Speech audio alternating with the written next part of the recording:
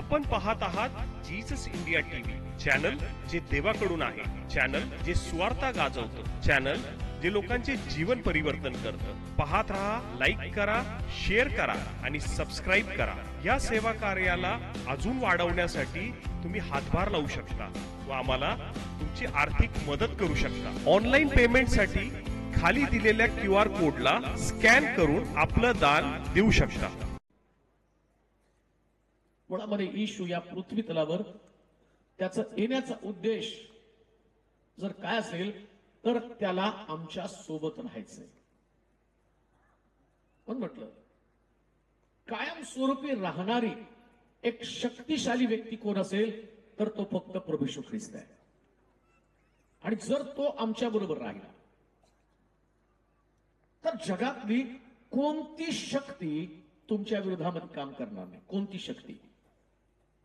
असं म्हटलं दिवसा सूर्याची आणि रात्री चंद्राची तुला बाधा होणार नाही. आम्हाला माहिती की बऱ्याच वेळा ज्या संस्कारामध्ये ज्या परिस्थितीमध्ये आम्ही वाढतो ना, पुष्कळ प्रकारच्या भीती आमच्या अंतःकरणामध्ये असतात.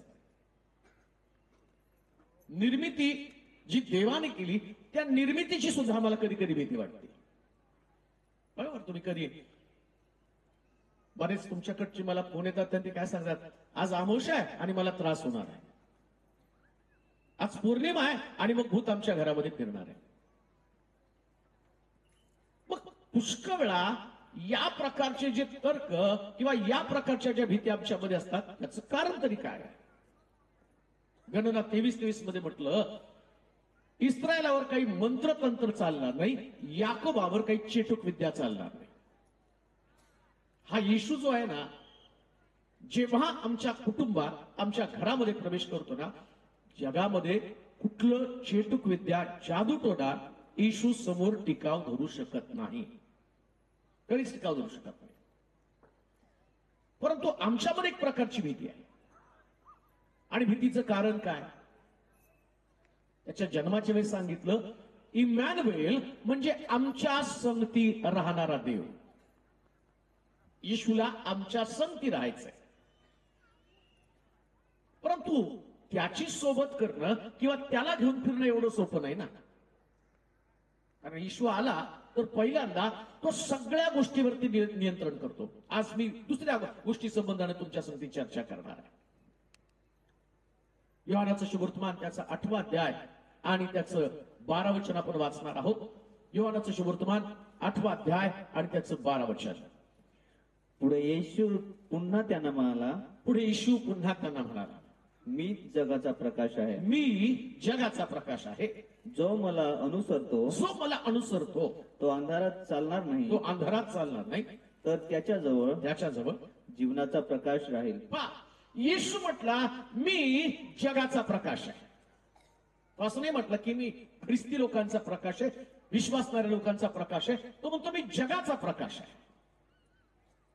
हा पहिला देव आहे की ज्या देवासंबंधानं म्हटलं मी जगासाठी आलेलो आहे. आणि बघा, बायबलमध्ये जर येशू ख्रिस्ता संबंधीची कल्पना ज्यास मांडली जाते ना, त्यास असं म्हटलं गेलं, देवानं जगावर एवढी प्रीती केली. जगावर प्रेम करणारा देव आहे.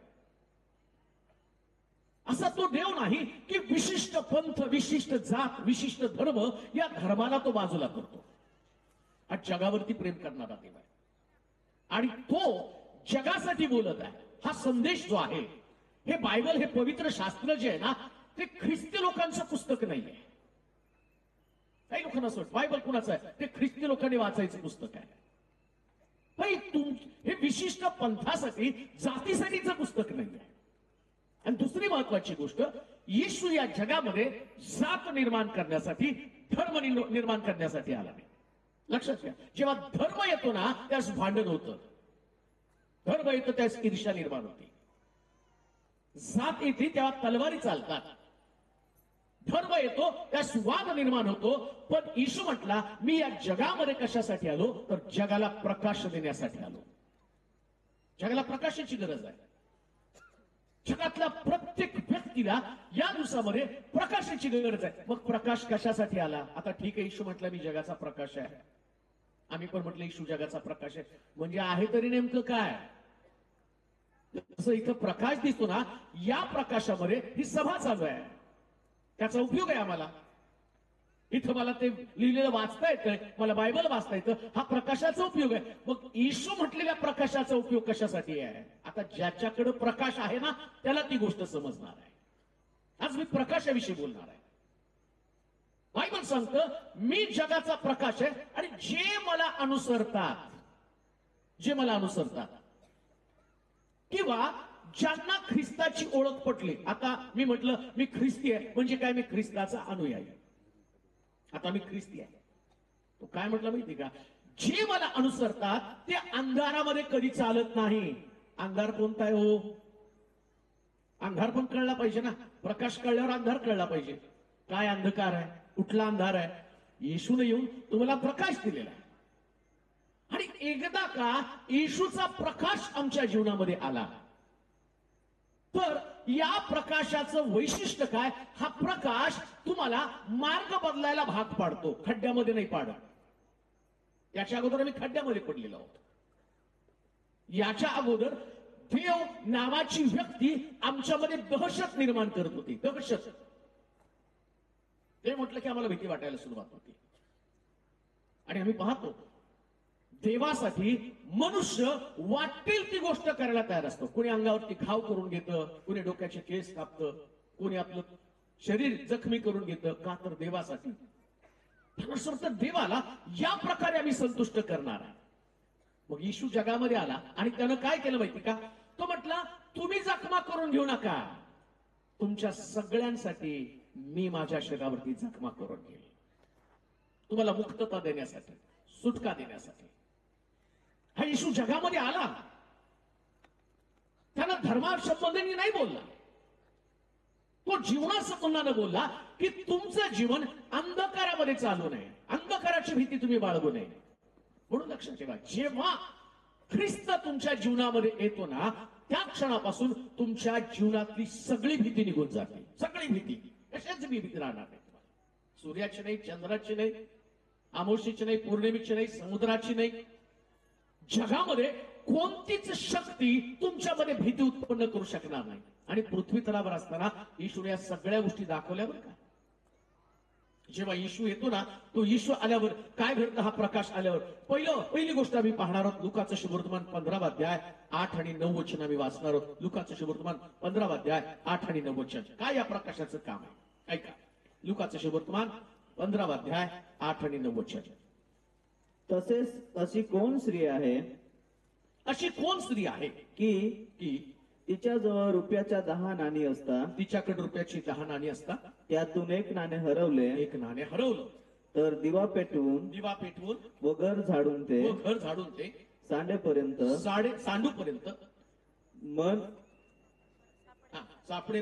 सापडेपर्यंत मन लावून शोध करीत नाही. शोध करीत राहत नाही. पुढे ते सापडल्यावर ती मैत्रिणींना व शेजारणीला बोलावून म्हणते, माझे हरवलेलं नाणं मला सापडले. प्रकाशाचं काम काय नेमकं? येशू म्हटलं मी जगाचा प्रकाश आहे. आता प्रकाश आल्यानंतर प्रकाशानं आपलं काहीतरी काम केलं पाहिजे ना.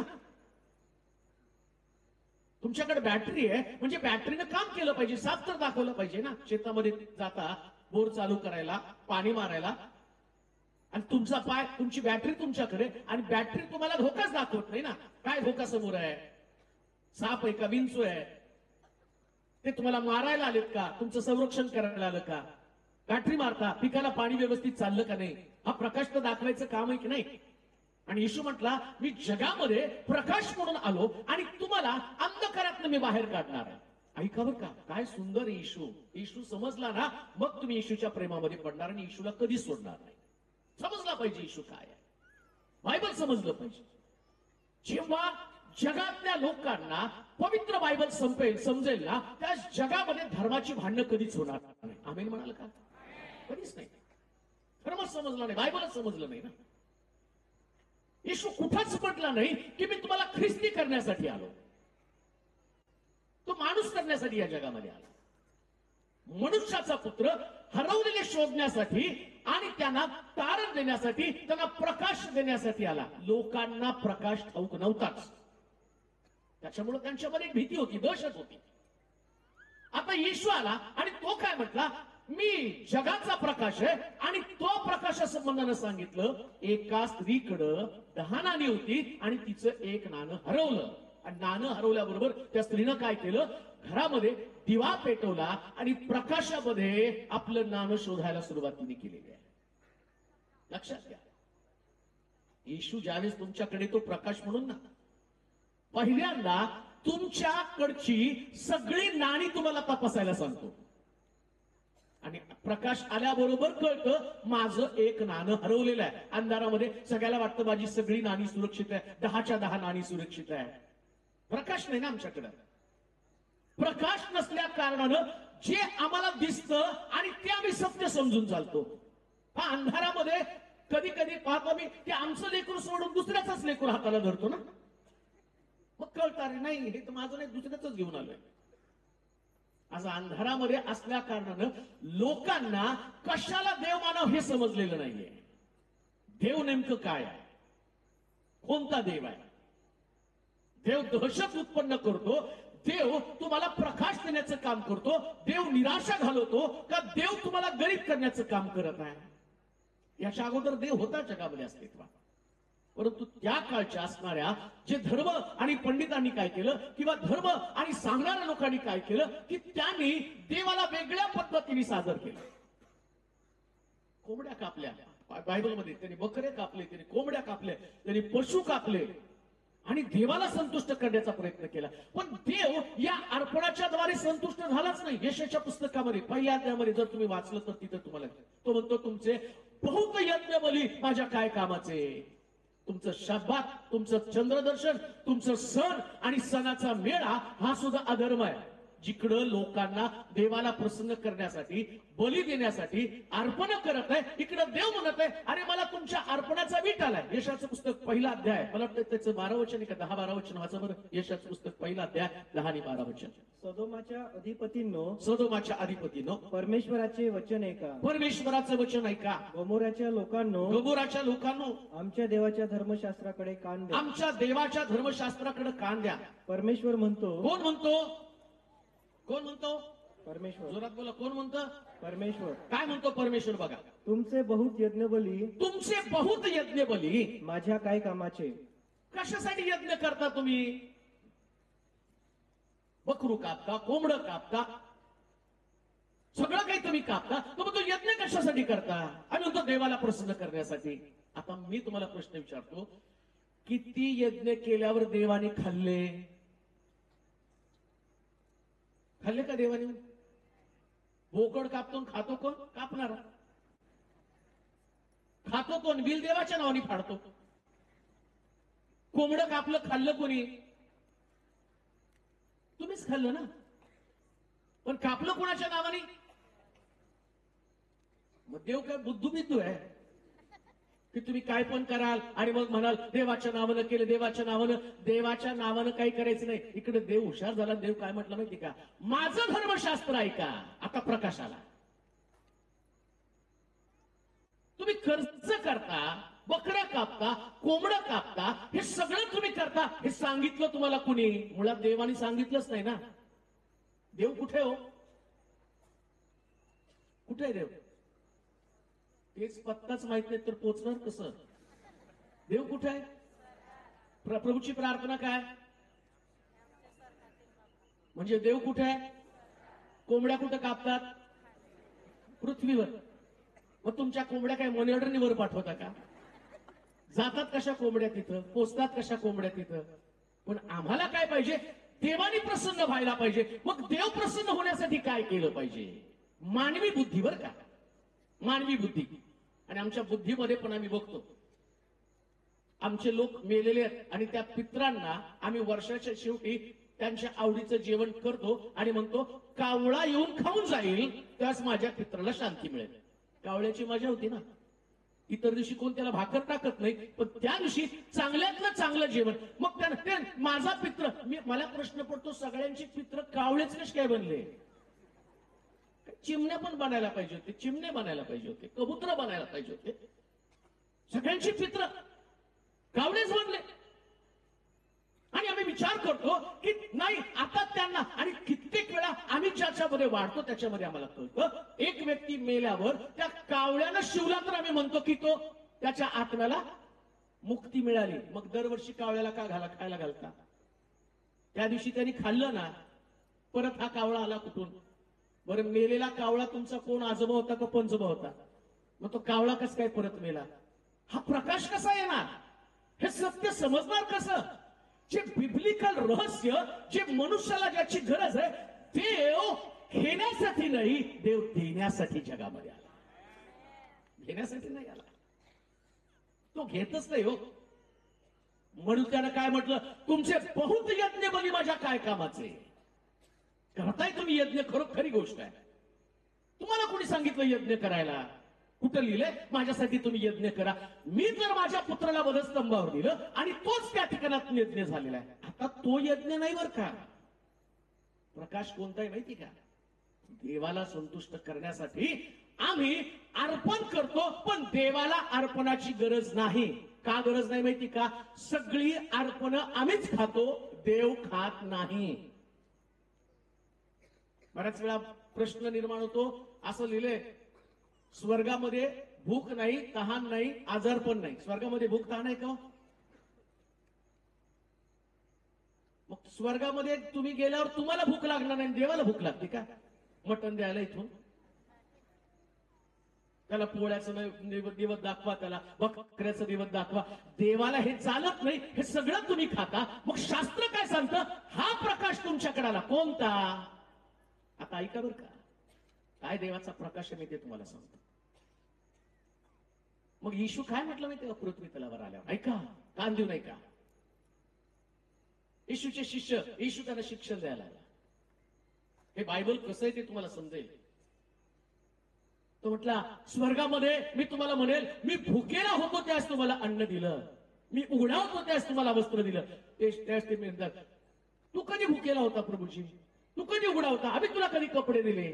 मग तो सांगतो, जगामध्ये राहताना एखाद्या लहानात लहान व्यक्तीला, गरीबाला, ज्याच्या अंगावरती कपडे नाही, त्याला तुम्ही कपडे देता, ते कपडे देवाकडे जातात. किती सुंदर देव आहे बाबा, किती सुंदर देव आहे. हा प्रकाश आहे. उद्देश काय देवाचा? जो तुमच्या शेजारी आहे, जो तुमच्या बरोबरचा व्यक्ती आहे, तो कुठल्या धर्माचा, कुठल्या पंथाचा, कुठल्या जातीचा, त्याचं गोत्र कोण, तो स्त्री आहे का पुरुष आहे, तो कुठल्या मंडळीचा आहे, तो ख्रिस्ती आहे का ख्रिस्तीतर आहे, देवाला जात धर्माचं लिमिट नाही. तो काय म्हटला? लहानातल्या लहान एक व्यक्तीला जो उघडा आहे, त्याला तू वस्त्र दिलं तर तू मला दिल्यासारखं आहे, त्याला तू भोजन दिलं तर मला दिल्यासारखं आहे. म्हणजे देवाला तुम्हाला जे तुम्ही देताना तुम्ही खाता, तुम्हाला नाही खायचं, मग कुठलं अर्पण आहे? हे जे गरीब ज्यांना खायला मिळत नाही ना, त्यांना तुम्ही देता अर्पण. आणि या अर्पणाला म्हटलेले हे देवापर्यंत जाणार अर्पण आहे, देवापर्यंत जाणार अर्पण. पण आम्हाला हे कुणी सांगितलंच नाही ना. आम्हाला असं वाटलं की हे देवासाठी आम्ही काहीतरी करावं, देव काही खात नाही आपल्याला. मग येशू आला आणि तो काय म्हटला? मी तुम्हाला प्रकाश देण्यासाठी आलो. कसला प्रकाश? जे तुमचं नाणं हरवलं ते नाणं तुम्हाला सापडलं पाहिजे. हरवलेलं नाणं आहे, नाण्याला किंमत आहे. ऐका, 9-10 नाण्यापैकी एक नाणं हरवलं म्हणजे 10 अंक पूर्ण व्हायलाच तयार नाही ना. 10 रुपयाची नोट आहे, आता नोट बनणार आहे, त्याच्यासाठी 10 नाण्यांची गरज आहे. हे किमती जीवन, आत्मिक जीवन, हे धार्मिकता ही किमती बनणं गरजेचं आहे.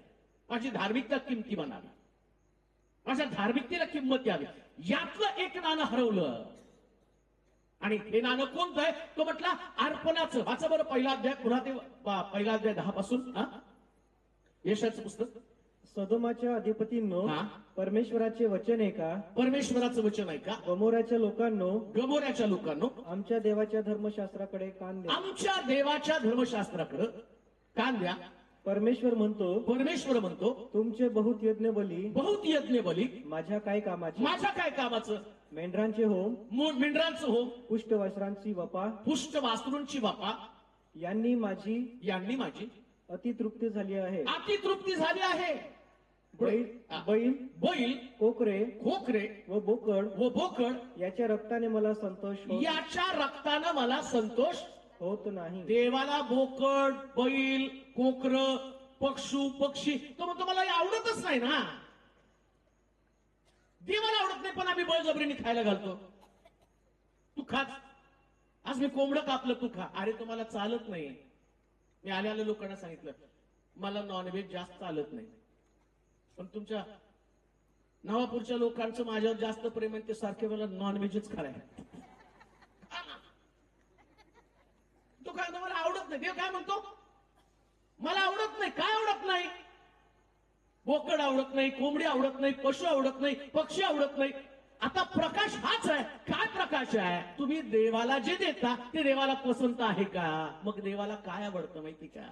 रोम 12:1-2 मध्ये सांगितलं, बंधुजन हो, मी ख्रिस्ताच्या करुणेमुळे तुम्हास विनवतो, तुम्ही आपली शरीरे जिवंत, पवित्र व देवाला ग्रहणीय यज्ञ म्हणून सादर करा. आता तो यज्ञ नाही आवडत देवाला. कोणता यज्ञ?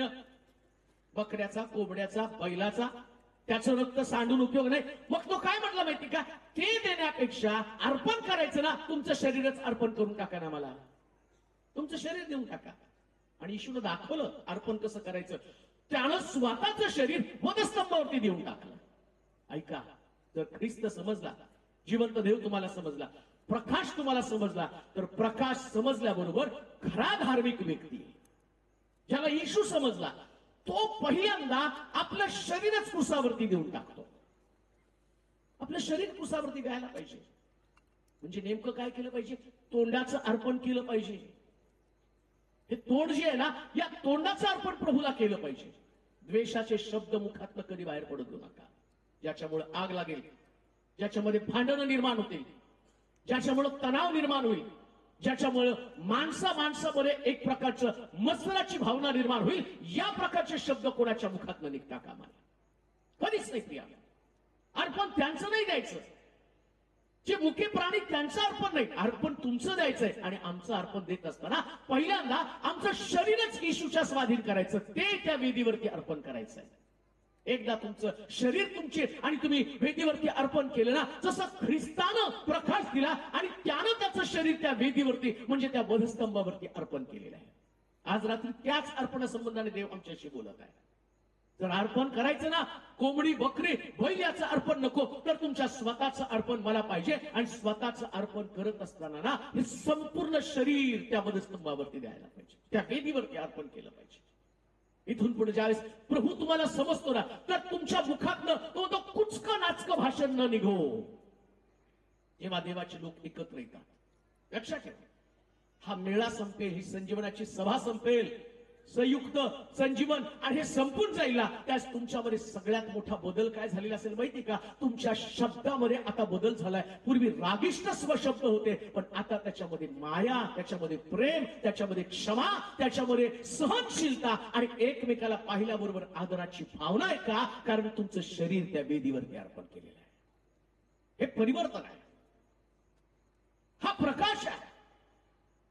जर तुमच्याकडे तो प्रकाश आला, येशू म्हटला मी जगाचा प्रकाश आहे, मी तुमच्याकडे आलो. काय हरवलं? नाणं हरवलं, किमती हरवलं.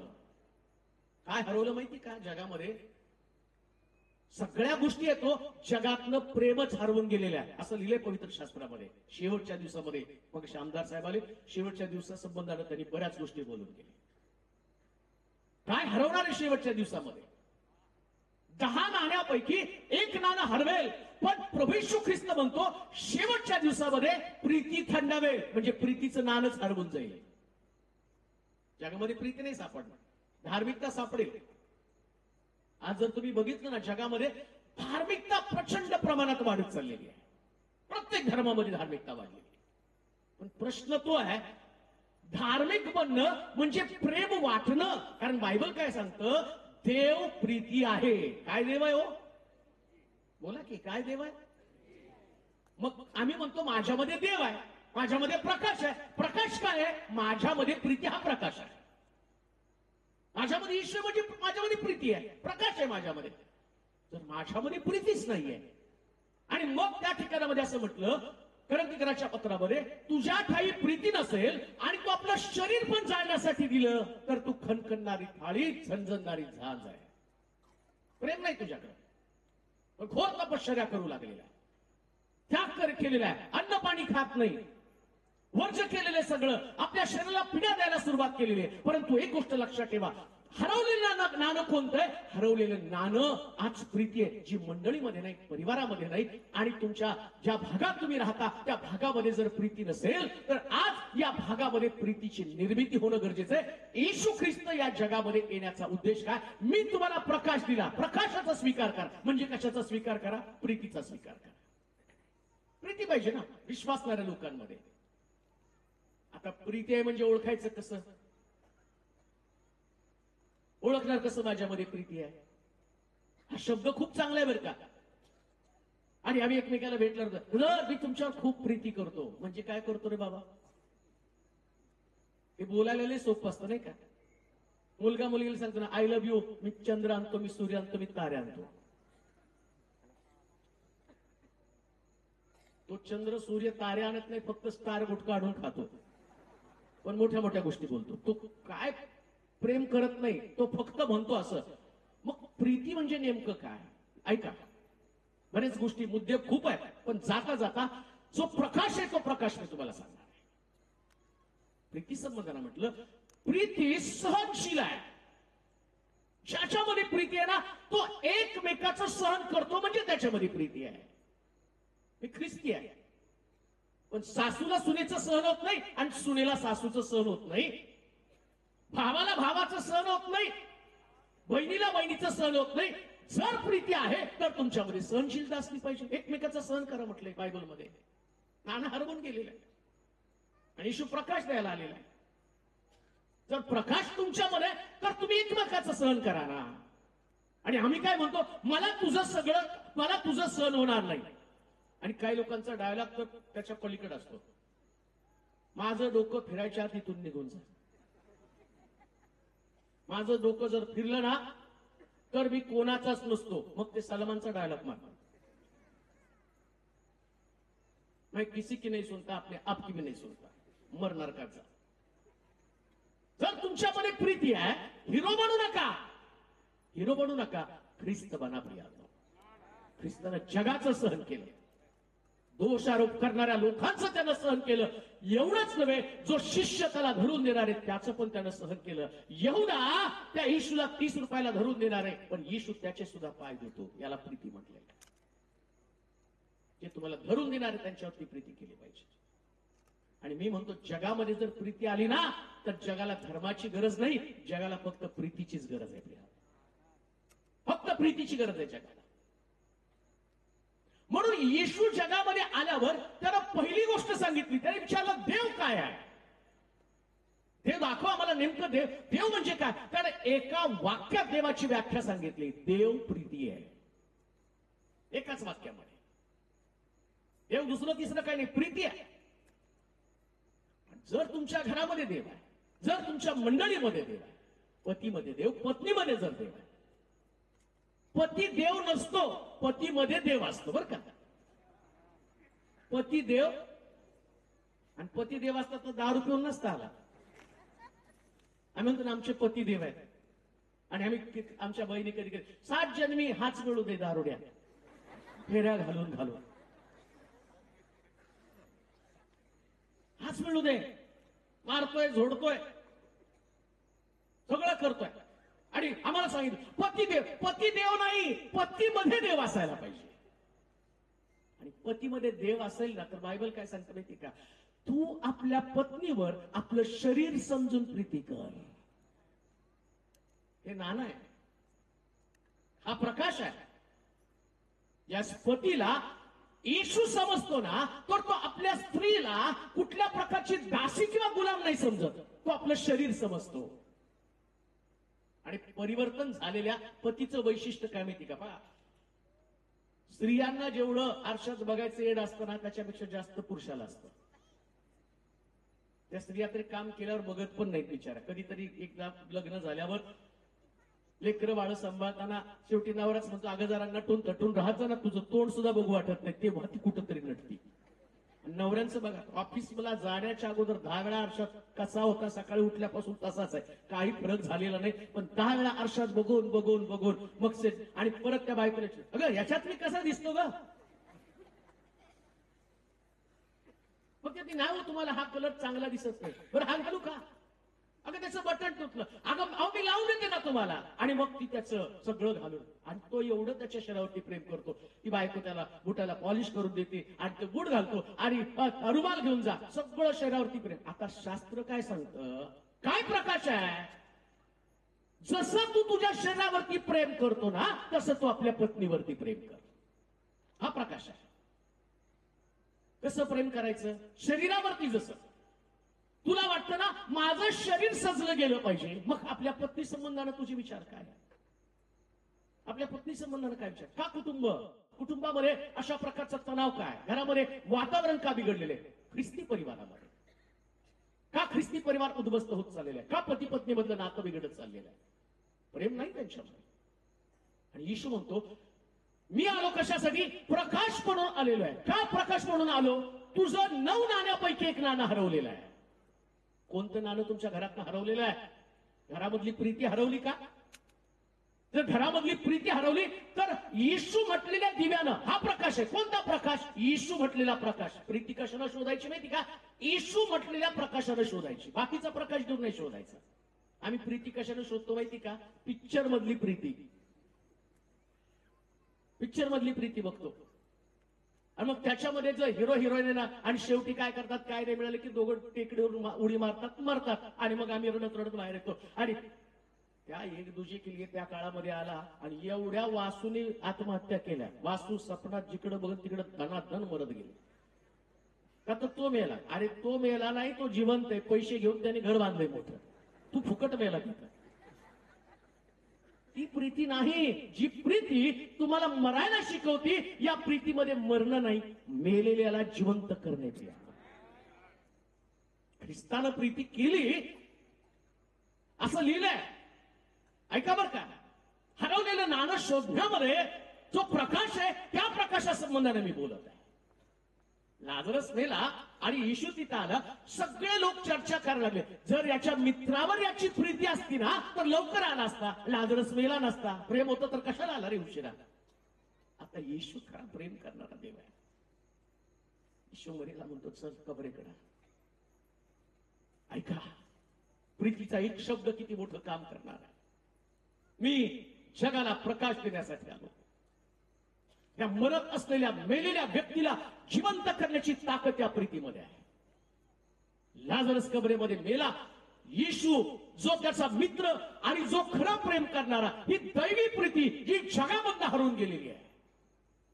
आणि प्रीती हरवून गेल्या कारणानं जगामध्ये सगळे लोक मरणाच्या पंथास लागलेली, नाती मरण्याच्या पंथास लागलेली आहे. राहिली नाही नातीमध्ये ताकद, राहिली नाही, जीव राहिला नाही. ही नाती उद्ध्वस्त होत चाललेली आहे. जगायचं म्हणून फक्त जगत आहेत लोक. पती पत्नी एकत्र कुठंतरी त्यांना ऍडजस्टमेंट करून राहावं लागतं. त्यांच्यामध्ये प्रेमच नाहीये. मुलांमध्ये पण आई वडिलांमध्ये प्रेम नाही. ऍडजस्टमेंट करून कुठंतरी राहत आहेत.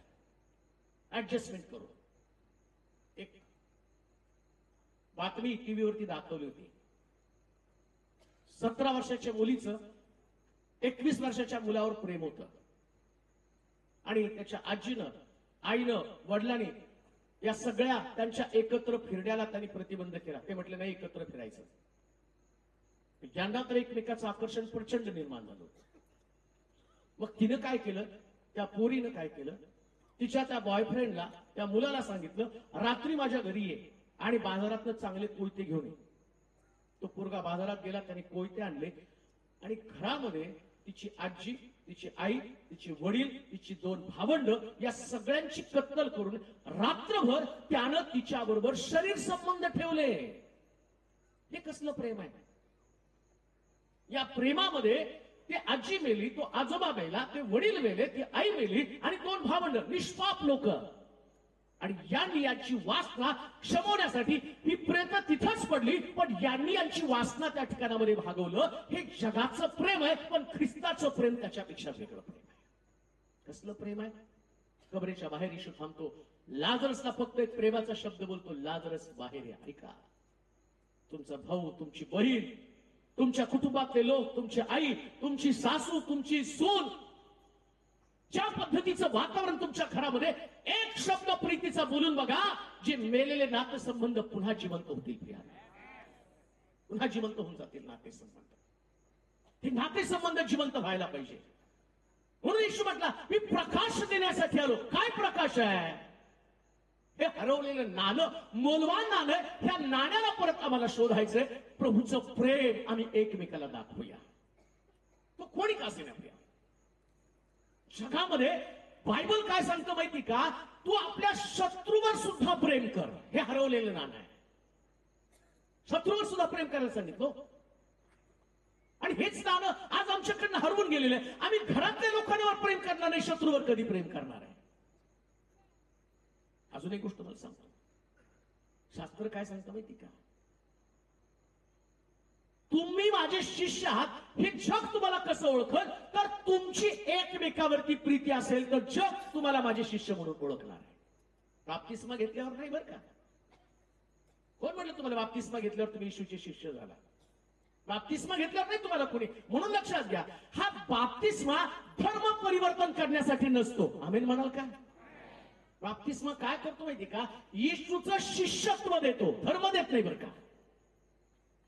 आणि शिष्यत्व बनण्यासाठी बाप्तिस्मा ही बाह्य स्वरूपी अट आहे, पण आतमधली अट काय, आंतरिक अट काय? तर तुझं जसं आपल्यावर तसं एकमेकावर प्रेम करा, मग तुम्ही माझे शिष्य म्हण. जग तुम्हाला माझं शिष्य म्हणतील. तसं स्वतःवर तसं एकमेकावरती प्रेम करा. हे शिष्यत्व आहे, हे धर्म आहे. मग तुमची एकमेकावर प्रीती असेल तर तुम्ही माझे शिष्य व्हा. तोपर्यंत तुम्ही येशूचे शिष्य नाही. तोपर्यंत येशूचे शिष्य नाही. ठीक आहे, मी प्रीचिंग करतो, तुम्ही ऐकत बसलेला आहे, तुमचा रिप्लाय मला येईल. मीटिंग संपल्यावर फार सुंदर सभा झाल्या का, बरेच 2-3 दिवसामध्ये लोक मला पाठवत आहेत. तुमच्या इकडं ज्या त्यांनी सभा अटेंड केला, कुणी 100, 150, 200 किलोमीटर पासून या मीटिंगसाठी लोक येत आहेत आणि ते मला सांगतात आम्ही त्या मीटिंगला हजर होतो. पण एक गोष्ट ध्यानात ठेवा, तुम्ही मीटिंग अटेंड करणं खूप चांगलं आहे, पण त्याच्यापेक्षा सगळ्यात चांगलं काय माहिती का? तुमचं अंतःकरण प्रीतीने भरून जाणं. हे सगळ्यात भारी आहे. आता प्रभूनं तुमच्यामध्ये प्रवेश केला. एक व्यक्तीमध्ये प्रभू आल्याचं चिन्ह काय? कधी कधी आम्हाला असं वाटतं तो व्यक्ती घुमायला लागला म्हणजे त्याच्यात देव आला. नाही हो, व्यक्ती घुमायला लागला त्याच्यात देव नाही आला. व्यक्ती प्रीती करायला लागला म्हणजे त्याच्यात देव आला. देवच प्रीती आहे ना. तुमचं चिन्हच आहे. इथं तुम्ही गेला, इतके संबंध तुमचे सुधारले जातात एकमेकाशी. द्वेष भावना तुमच्यात नष्ट होते. मग येशू म्हणतो, हरवलेलं नाणं हा प्रकाश. असं लिहिलंय, तो प्रकाश आला, त्या बाईने दिवा पेटवला आणि सगळ्या घरामध्ये शोधायला सुरुवात केली. लक्षात घ्या, आज तुमच्या घरात जे हरवलंय ना, ते हरवलेली गोष्ट तुम्हाला शोधायला पाहिजे. हरवलेलं नाणं प्रीती आहे. शोधा तुमच्या घरामध्ये प्रीती. प्रत्येकाला प्रीती वाटा.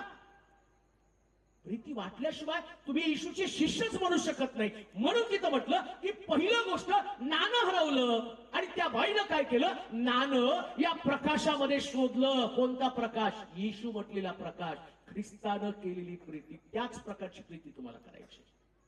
येशू सारखी प्रीती करायची. तसं येशूनं दिलं. देवानं पण सर्वोत्तम असणारा पुत्र दिला. ही जी प्रीती आहे ती प्रीती जगाला दाखवा. जगाला दोष देऊ नका, द्वेष देऊ नका, मत्सर देऊ नका. ऐका, आमचा जो धर्म आहे, आमचे जे सिद्धांत आहे, या सिद्धांतामध्ये हे बिब्लिकल सिद्धांत कोणते? हा ख्रिस्त सगळ्यांपेक्षा वेगळा कसा ख्रिस्त आहे? काय याचं शिक्षण घेणं गरजेचं आहे? काय याचं आणि याच्या संबंधानं बोलण्यासाठी माझ्यामध्ये एक बोल्डनेस येतो. का तुम्ही ऐकायला आला? कारण हा सगळ्यांपेक्षा वेगळा देव आहे.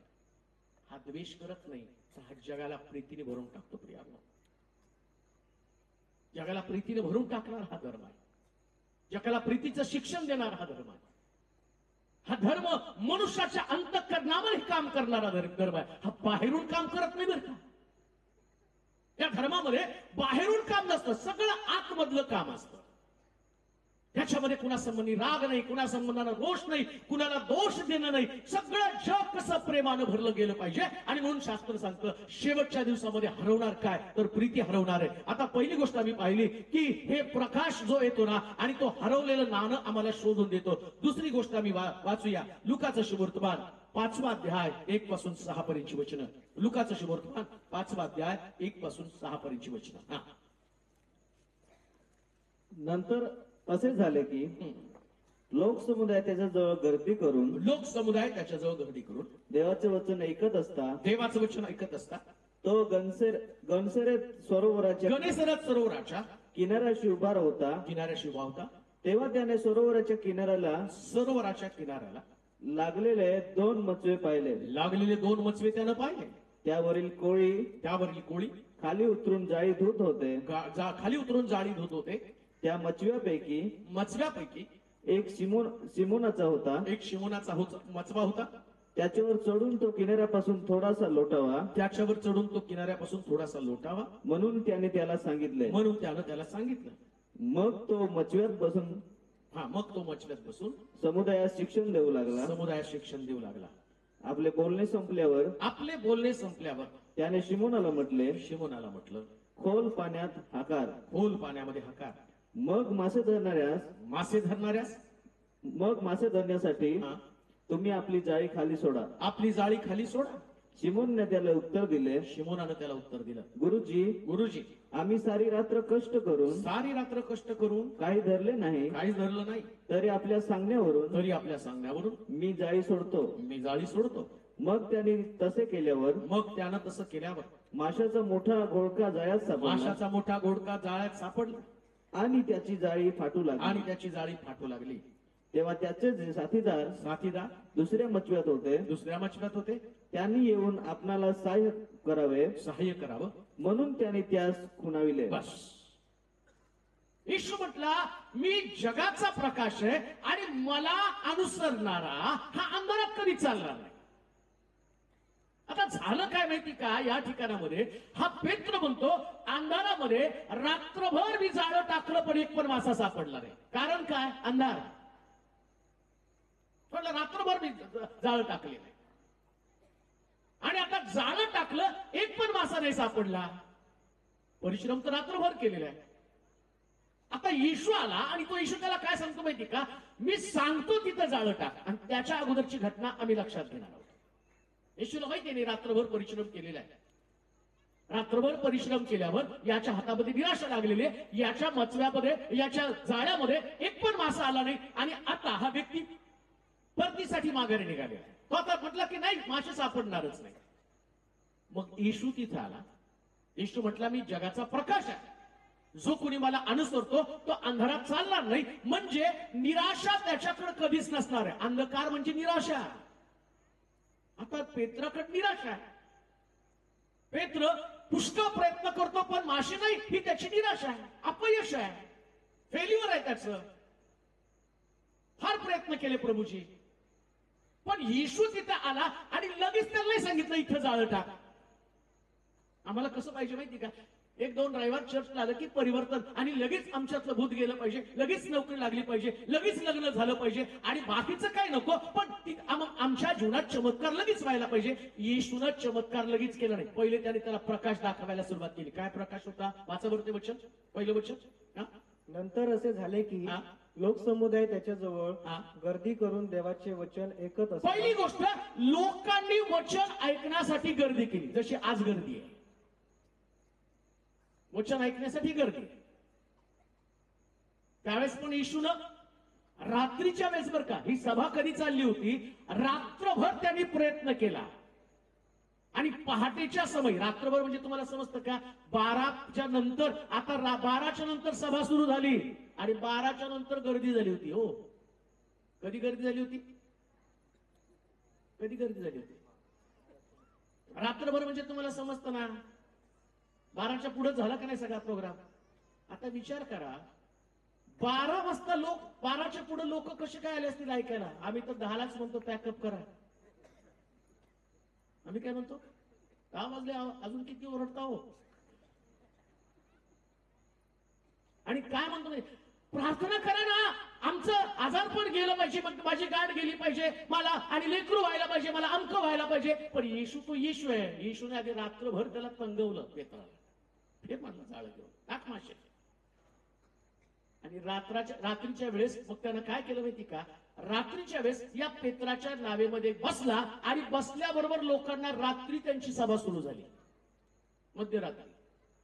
आणि मध्यरात्री गर्दी होती. मध्यरात्री मी लोक इकडे आल्यावर म्हणतो, कोणी कोणी